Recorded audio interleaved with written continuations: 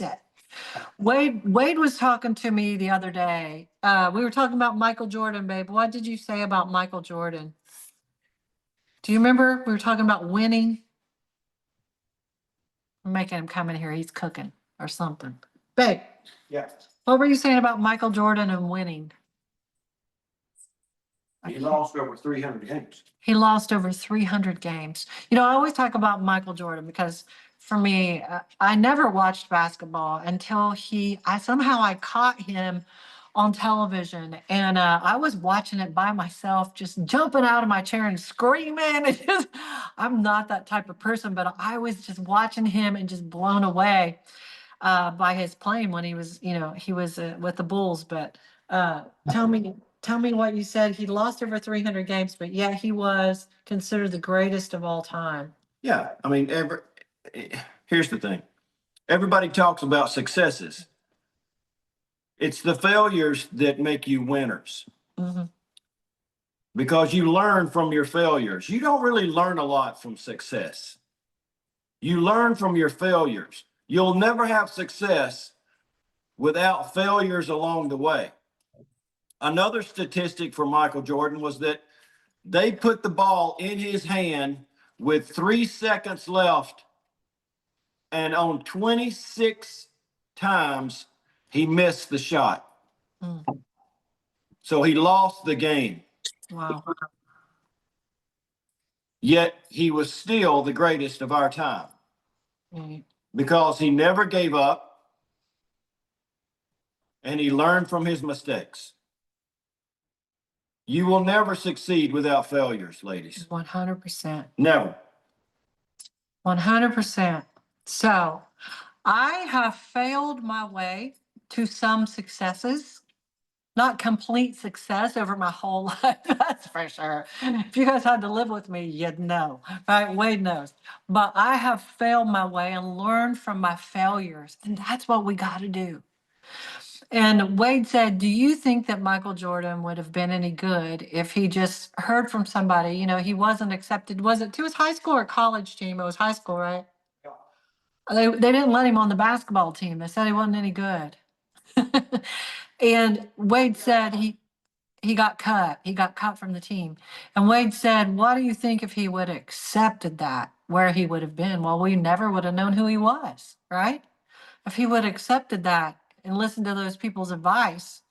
But instead, he chose to go out and throw at the hoop again and again and practice late into the evening, into the night. And, you know, whenever you talk about his team winning, he didn't make it about his team. He made it about if his team wasn't on point, it was his job to carry the whole team. He didn't blame anyone else. He said, I'm not going to blame anyone else. It's my fault. And he would carry his whole team. And if he didn't, it wasn't their fault. It was his if they lost the game. Man, that's a lot of pressure on yourself. But that's how he was. You know, some of the stuff that we talk about here is you know, I have doctors here. We've got nurses here. And the reason I say that is because they have nutrition knowledge. So many of them have a lot of nutritional knowledge, and they understand they need to get their steps in, and they understand that they need to, you know, lift weights, and they understand all that, but they're not doing it. Why? Why are they here? Why are they working with Allie and Tony and Wade? Why? Because it's right here. It's here, right here. And if you guys don't think, boy, that we have some issues right here, Wade will tell you today, if I'd let him take over the mic, how many issues I have. I'm not going to let him know because he'll run over here smiling. Oh, God, she's so jacked up. I am jacked up. But you know what? There's a few things I'm winning at. There's a few. And you know what? Getting my mindset right in this food area and this workout area, I will tell you, I have made all the mistakes. I have made them all. Waited on motivation. You know, I knew what to do and a lot of times, and I learned. Even after I learned and became a nutritionist, I still didn't have the motivation I was waiting on the motivation. This is going to kick in, you know? It kicked in at the wrong times and it didn't last. But it was about not just knowing what to do, like these doctors and nurses and everybody else here. Some of us are learning these things, you know, from the ground up, but they know a lot of it. And why aren't they doing it? Have you ever walked into a doctor's office and your doctor's obese? I had an obese doctor. I did. When I lived in Ohio, he was obese. And he was telling me about my health. Well, he knew more than I did, and I was listening to him, right? And he was a wonderful man. But it wasn't that he didn't have the knowledge, it's that he didn't have the mindset to keep his head in the game. And that's why we talk on mindset so much, because you can know that you got to you got to move your body. You know, you got to eat right. You know, all these things like raising your calories. I knew I had to raise my calories, yet it took me over 2 years to raise them so I could build some muscle and leave them alone because I was measuring my waistline and my pants didn't feel good and my weighing myself in the morning, in the afternoon, and in the evening, and expecting my weight to go down after I ate, like my food didn't weigh something. Now, I'm smarter than that, you'd think, but I would weigh myself after eating lunch sometimes and still thought my weight should have went down. Well, how much did that food and water weigh, or food and drinks, whatever I had? You know, I was a little thick-headed. So I get it. But I self sabotaged myself with the scale. I've self sabotaged myself thinking I needed the motivation, and it kept me stuck. And I thought it was hard to get fit. It was hard to eat right. It was hard to find the time. I had every excuse. And it was hard. It is hard. What you're doing right now is hard. It is very hard. But so is staying where you were. And you get to choose. You don't have to take this journey. It's hard, but so is staying where you were. I was miserable. I was sick of it. I wanted there to be a magic pill. If there was shots back then, I would have taken them. I'm sure. If I could have found the money, I would have taken them. And I'll tell you what, I still would have been in the same place I was. I'll tell you why. Because it was a diet mentality and it kept breaking me. And I kept doing the same thing, hitting the same wall again and again and again until I learned I had to make it a lifestyle and I had to learn about my nutrition. And that's why I have clients coming on here on the shot, is because they're like, I'm afraid to go off of it. I can't lose any more weight on it. I haven't lost enough weight on it. It stopped working. What am I going to do? If I go off of it, I'm going to gain it back. And that right there tells you we're not fixing the root problem. We're not understanding our nutrition. The shot and all these things that we do, the pills and they're not fixing the root problem. The root problem is what? What's the root problem? We don't have the knowledge of how to make it a lifestyle. And number two, we don't keep our head in the game. And when we don't have either one of those, the shot, the pill, the miracles, that's not going to work. It might work for temporary, but it's coming back because we don't know what to do. We keep hitting that same wall again and again and again and again. And here's the thing, the definition of crazy is to do the same thing and expect a different result. And I kept doing the same thing. And if the shot were available, I would have taken it and I would have lost some weight. And then I would have had to go off the shot and I would have gained it all back. Same thing again and again and again. And you know what I would have said? Just exactly what I said. There must really be something wrong with me. No, it is that I couldn't keep my head in the game. I couldn't think that what I was doing was working because the scale wasn't moving fast enough. And it was stopping me that the scale wasn't moving fast enough for me. So, what's the story that you keep telling yourself that makes you keep hitting the same wall? That's what I want you to think about. What is that story? Don't let it stop you anymore. You got to break that thing. The definition of crazy is to keep saying the same thing and doing the same thing and getting the same result and thinking, oh, it's going to work this time. It's got to work this time. And it doesn't. So we got to change it. We got to change that mentality. And we've got to break the all or nothing mentality too. So many of us think, well, Allie's got me. I got to get this much water. I got this many steps. I got to get my protein, my carbs, my fats, my fiber, my calories. I got to take my cheat meal. I'm just blah. I got to do it all. And yeah, in Allie's world, Allie's going to push you because you're pushing. You came to Bod Babes, and if I said, hey, get 3,000 or 4,000 steps and start working on your protein, you guys be like, this is a crappy place to be. Now she's got me having training every freaking day for the first 60 days. Like I have enough time to do all this stuff. I understand that. And you know what most women do? They hang on, boy, as long as they can. Woo, they're hitting their steps. They're go, go, go, go, go until they poot out and they're done. I'm done. I can't do it. We got to break the all or nothing mentality. Maybe it's, hey, Allie's pushing me to do this, this, and the other. But Allie, I have one client, Danielle. She'll just tell me right now. And I don't see her on here tonight, but she might be on here. She'll just tell me, Allie, I'm working on my steps right now. I'm not going to go to the gym. I've got my nutrition under my belt and my steps are now, and I'm not going to the gym. I'm not going to work out. I just can't do it all. I just can't mentally do it all. And she's made forward progress. And next is the gym. And I will be pushing her to the gym. But she had to take it step by step. And that's just how she had to do it. So maybe that's you, but we've got to find something to get you moving forward. It's not all or nothing. But those small wins lead to big results. Even if we're getting small wins. People ask me all the time, Allie, how long did it take you to get to where you are today? Well, it took me 6 years.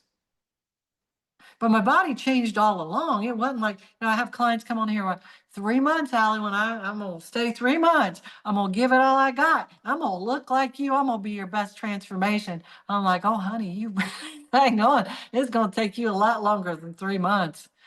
To get where I am today has taken me 6 years. And I'll tell you what, 2 of those years was fighting whether I was going to raise my calories enough to build some muscle because I did not want to gain weight. And I did.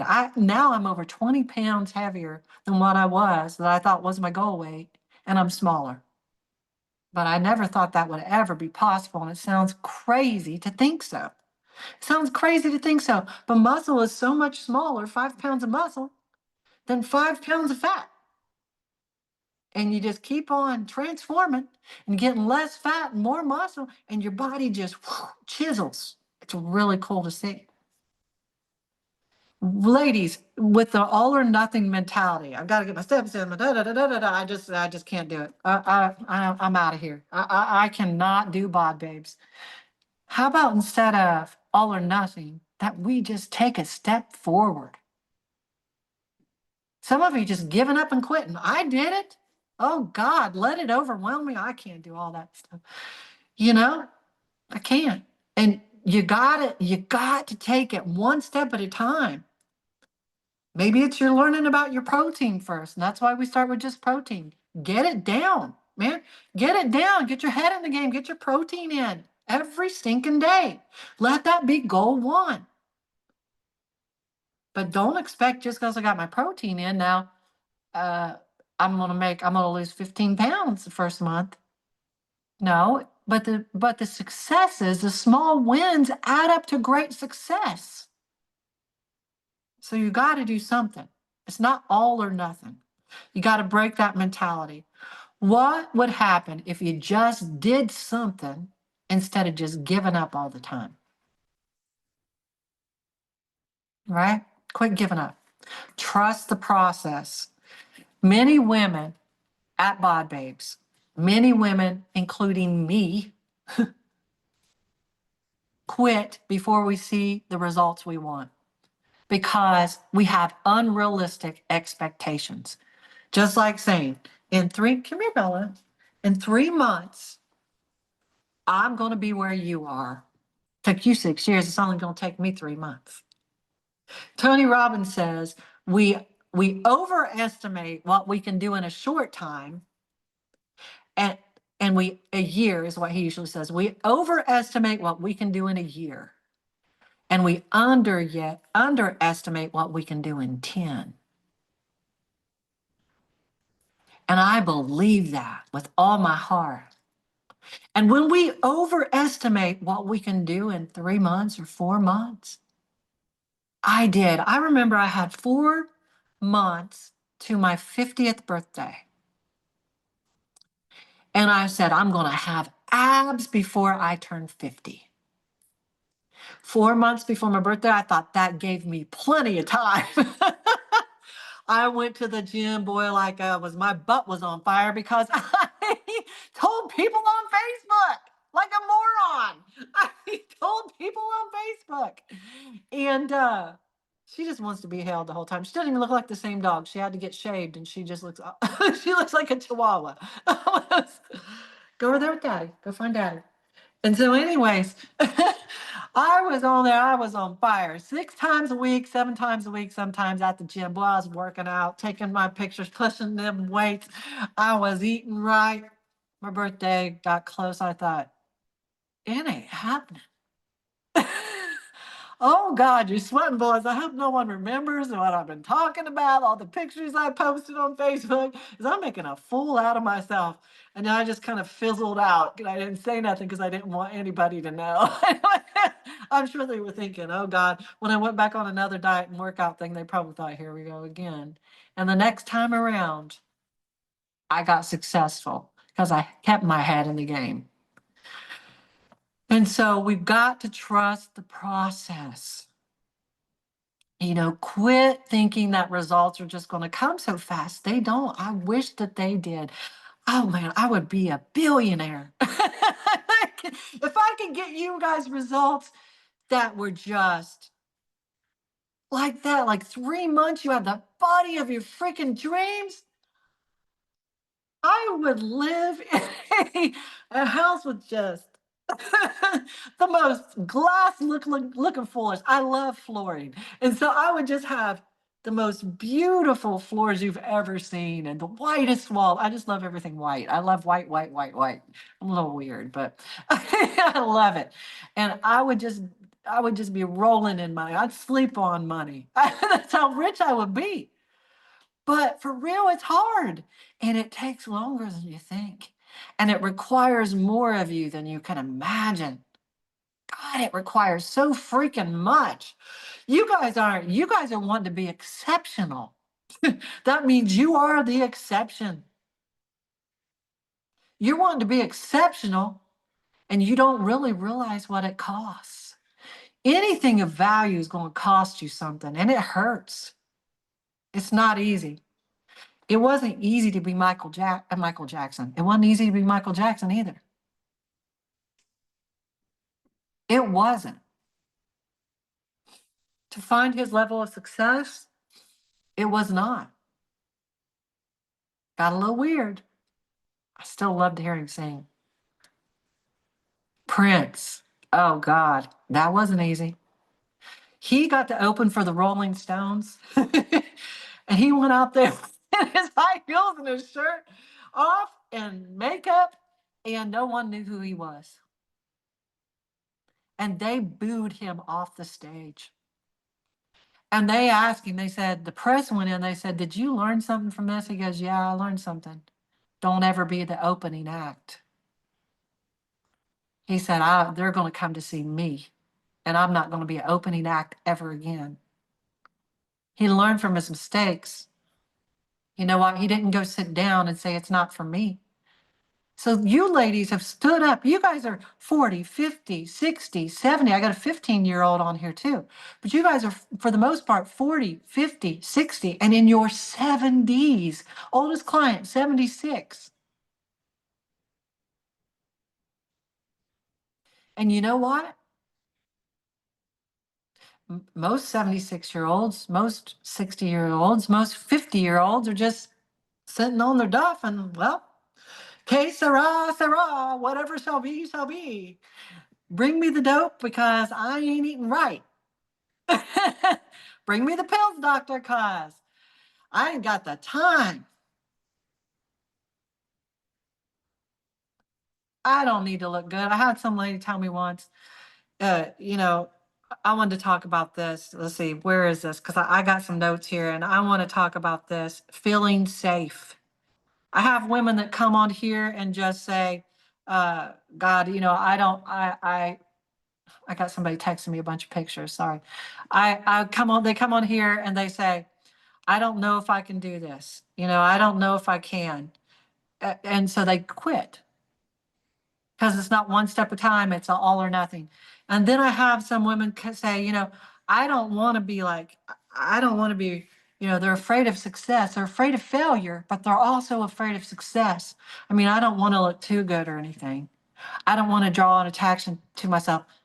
I've heard that one too. I don't want men looking at me. Well, they're going to look whether you're ugly or you're gorgeous. They're going to look. Why not be your best self? Why not just freaking shine? That's how I feel about it. They're going to look, they have looked at me when I have looked like something that the dog drug in. Like, dang it. Not in shape, even. Men are going to look. And you know, I have been raped. So I get that hide mentality thing. I get it. Don't be afraid of success. Don't let your fear of success stop you of being your best. Fear of success is not about just men looking for us. I don't want my friends to feel bad about me succeeding. I've been there. I have been there. My best friend's name was Tracy. She was closer to me than my sister. Every time I was eating right and working out, she wouldn't do nothing. She's a great cook. I cook like you guys know I don't. It's awful. Like if I cook a hot dog, you better pray over it, right? You better pray over it anyway, right? But you better pray it's edible. So, I don't know if it's really edible. But you know what I'm saying. You don't want me cooking your eggs. They might be crunchy. They might be whites be runny. It doesn't matter. It's going to be jacked up. And I really will have tried. But that's just how I am. And I go to her house. Everything she cooked was like heaven. You know, she put butter and sugar and everything. She's like, it's crazy. It's so good. A little bit of sugar in your green beans never hurt nobody, right? Come on now. And I was trying to eat right. And I, first I was like, she goes, come on, just eat a little bit. You know, just try it. I would. I didn't want to make her feel bad. And then I lost the weight and we had girl night.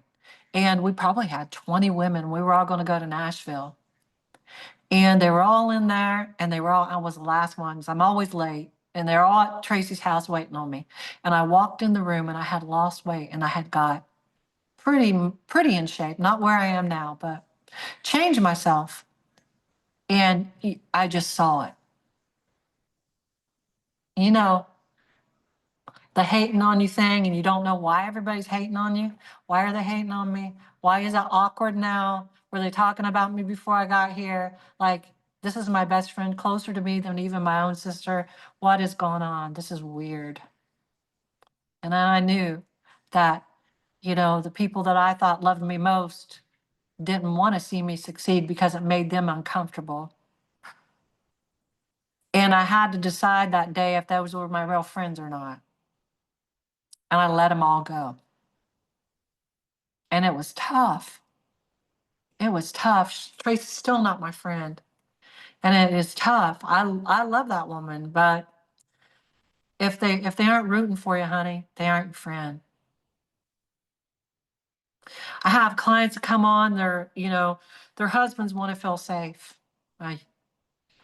Why you think I had a woman say, or her husband said to her, well, what are you trying to do? Find you another man?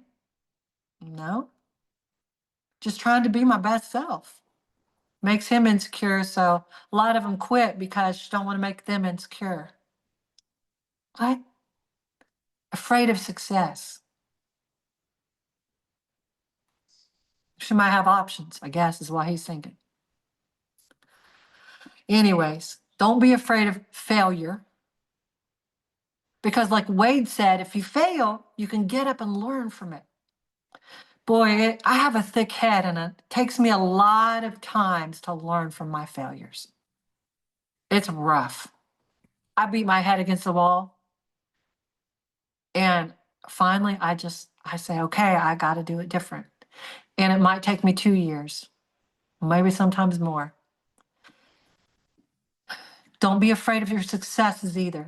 If you look good and you walk in a room and you find out your friends aren't what you thought they were, or whatever it might be, you attract attention.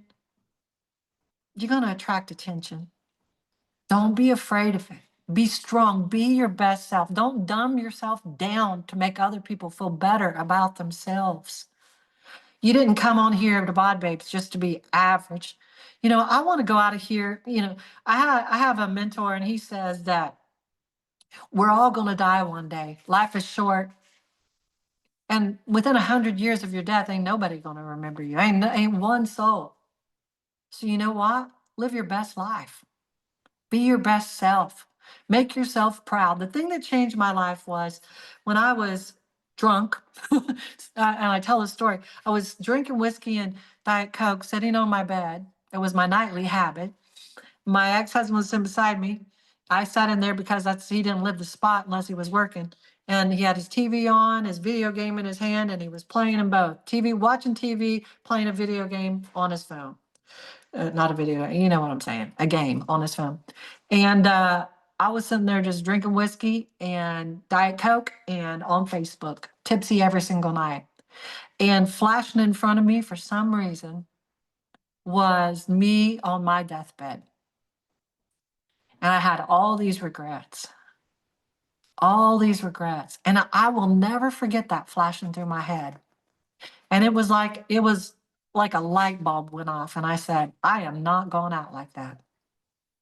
I'm done failing and not learning from my failures. I'm done living my life for everybody else and doing what everybody else thinks is right for me, to make everybody else comfortable around me, to not shine, to dim my glow. I know that sounds crazy, to make everybody else feel better. And that means I'm going out of here with regrets. I ain't doing it no more. I ain't gonna live like that. I'm gonna be my best self. I'm still fighting with it to find that every single day. I want to make God proud of me. He didn't create me to be dim my light and to dumb myself down to make everybody else feel better about themselves. So whenever you're getting fit and you're 50 and someone looks at you, or you're 60 or you're 70 and someone looks at you, Susan, and says, why in the world are you at Bod Babes doing push-ups when you're 70 something years old? You know what you say? I'm not like them. Even if you don't tell them, you know you're not like them. I don't think you want to be like them. Let your light shine, girl. Let it freaking shine. Let it be such a beautiful example to your grandsons. And I know it is. Marine Corps. Yes. Ain't nobody like the Marines. Should be so proud. Susan, quick, are you able to tell them your little story about what you did? Let me unmute you. Hold on.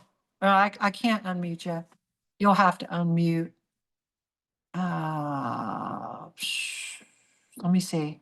You guys got to hear this story before you go, okay? Ask to unmute. I just asked you to unmute. Got it. There you go. There you go. All right. Okay. Tell everybody your story about tell them first how old you are.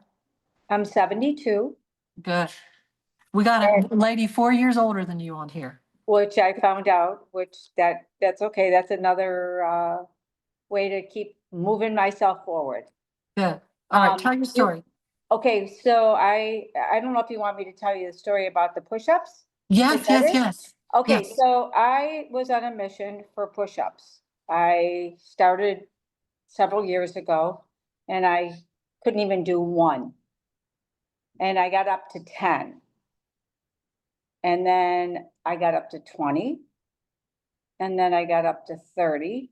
And in the meantime, back about maybe 10 years ago or 5 years ago, or no, yeah, about maybe 8 years ago, I was on the beach with my grandson, 2 grandsons, 3 grandsons, and they were all making fun.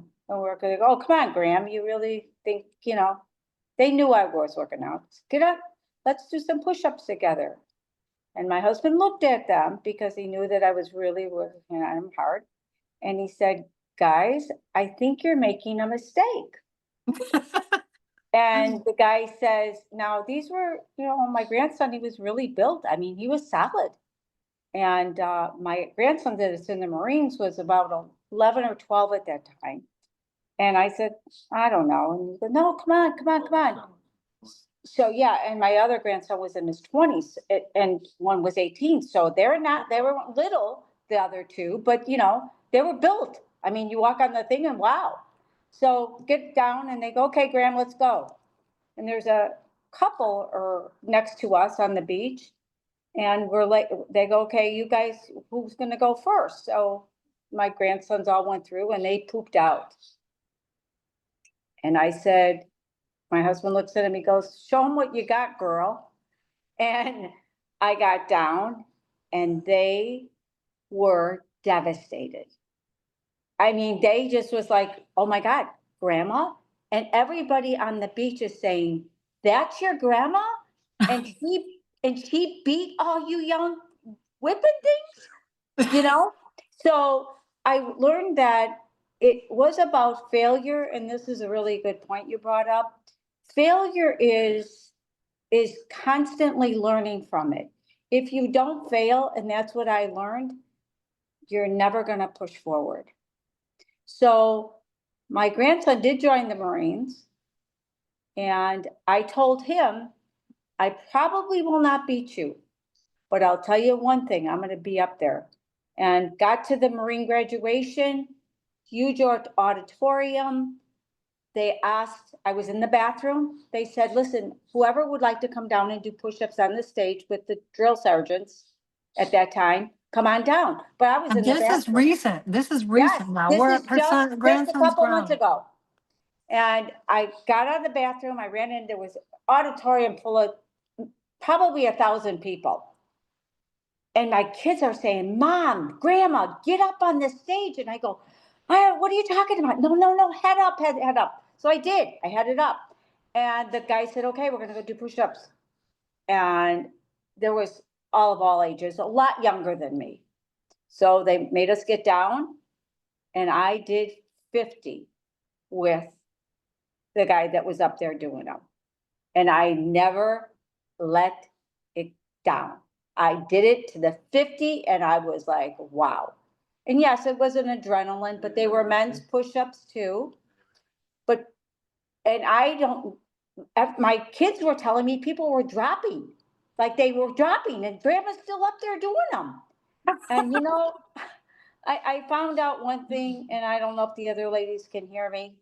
Never, ever let your age define who you are, and never, ever let somebody stop you of becoming the best you can be.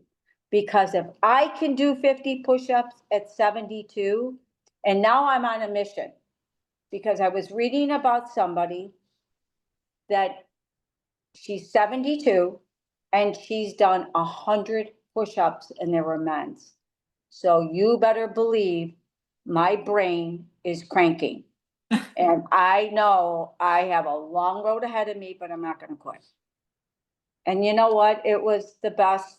I still can't believe I did it. And of course, my grandson was told, do you realize that grandma was up on stage with the guys and there was no women? I was the only woman on the full stage. So Wow. I had no idea because I wasn't even looking who was up there. I was just like, oh gosh, what if I fail? What if I fail? And I said, what if I do? I'm going to learn that I have to go back and I have to work harder. And that's what I've done. And I do it every single day. It's hard, but I really think, and I hope these people that are listening understand this. I have never had, and I call them the angels, and you three are angels. because you are so authentic and you really care about us. And I have never met coaches like you before. And I've been through a lot. Mhm. And I thank you for that, because now, as soon as my rotator cuff gets a little better, I pulled it. I'm back on a mission. You go, girl. I'm proud of you. How awesome is that, ladies? Yeah, don't think your age is gonna have to find anybody, because if I was 50 and saying this, I could understand. But I'm 72, and don't let that stop anybody. Never, never. I don't care who you are. So I'm thankful to all of you for giving us this fire underneath our butts Wow. that keeps us going. Well, thank you so much for sharing your story. We love you. So Oh, proud we're of you. happy too. Thank you. Well, you ladies have a good night. There's no better note to end than that one right there. Thank you, Susan, for sharing your story. you. You ladies have a great night. We'll talk to you soon. Thank you. Thank you, Thank you, Ally. hon. Thank you. Bye. I don't know how to make it go off. Let's see.